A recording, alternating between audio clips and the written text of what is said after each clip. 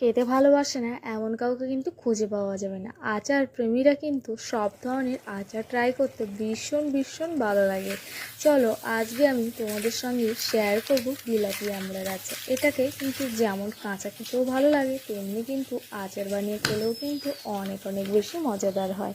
চলো বিলাতি আমড়াটাকে ধুয়ে ভালোভাবে কিন্তু এখানে ছালটাকে ছিলে নেব। আপনারা চাইলে এখানে বটির সাহায্যেও কিন্তু ছালটাকে তুলে নিতে পারেন। আমার কাছে এটা খুব সুবিধা হয়েছে এবং সুবিধা মতো কিন্তু আমি ছালটাকে ছাড়িয়ে নিচ্ছি। চলো ছালটাকে ছাড়িয়ে নেওয়া ডান হয়ে গেছে। একে একে দেখো আমড়াগুলোকে আমি কেটে নেব।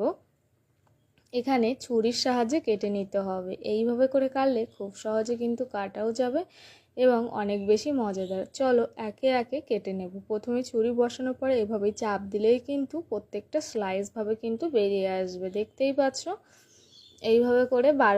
এইভাবে করে কিন্তু আমি দানার থেকে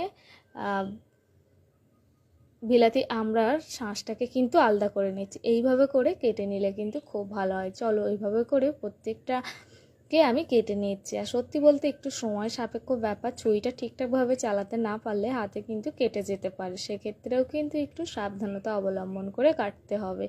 আপনারা চাইলে দানাটাও কিন্তু এর মধ্যে দিয়ে আচার করতে পারেন, কিন্তু যদি মনে করেন যে অনেক দিন সংরক্ষণ করবে বা অনেক দিন ধরে ধরে খেতে পারবে, এক্ষেত্রে দানাটাকে ফেলে দেওয়াই আমার পক্ষে ভালো মনে হয়। চলো একে একে সব বিলাতি আমড়াগুলোকে কেটে নিচ্ছি, দেখতেই পাচ্ছ। এইভাবে করে তোমরাও কেটে নেবে। যখন এই আচারটা বানাবে 2-1টা বিলাতি আমরা পাকাও নিয়ে নেবে, তাহলে কিন্তু টেস্ট আর সেন্টটা কিন্তু অনেক অনেক বেশি মজাদার হবে। দেখতেই পাচ্ছ আমার কিন্তু কেটে নেওয়া কিন্তু প্রায় কমপ্লিট হয়ে গেছে। এভাবে করে কেটে নিচ্ছি। আর সত্যি বলতে যারা আচার প্রেমী আছে তারা কিন্তু আচার অনেক অনেক পছন্দ করে, যেমন আমি অনেক ধরনের আচার খেতে ভীষণ ভালোবাসি। চলো এগুলোকে কেটে নিয়েছি, এরকম সুন্দর করে কেটে নিতে হবে। কেটে নেওয়া যখন হয়ে গেছে একটা পাত্রের মধ্যে রেখে দিচ্ছি। এবার দেখো কড়াইটা আমি উনুনে বসিয়ে দিচ্ছি।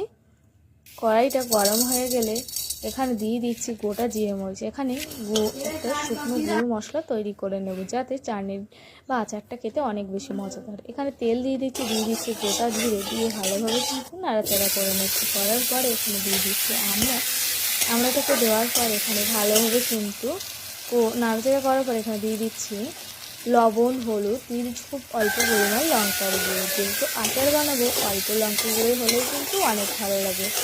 চলো এটাকে ভালোভাবে কিন্তু একটু কষাই করে নেবো বা ভালোভাবে রান্না করে নেওয়ার পর এখানে পরিমাণ মতো 1 কাপ পরিমাণ দিয়ে দিচ্ছি চিনি। আপনারা আপনাদের পছন্দ অনুযায়ী চিনিটা ব্যবহার করবেন। চিনি দেওয়ার পর 3 থেকে 4 মিনিট ভালোভাবে নাড়াচাড়া করার পর এখানে দিয়ে দেবেন জল দেওয়া কমপ্লিট হয়ে গেলে এটাকে আর একটু ঘুটে দিয়ে ঢেকে দেবেন। ঢেকে দেওয়ার পরে কিন্তু এর ওপর গুঁড়ো মশলা দিলেই কিন্তু একদম রেডি। তোমাদের এই আমড়ার আচারটা কেমন লাগলো অবশ্যই কিন্তু জানিও। চলো এবার সার্ভ করব। এখানে দেখো একে একে খুন্তির সাহায্যে তুলে নিচ্ছি, দেখতেই পাচ্ছ। আর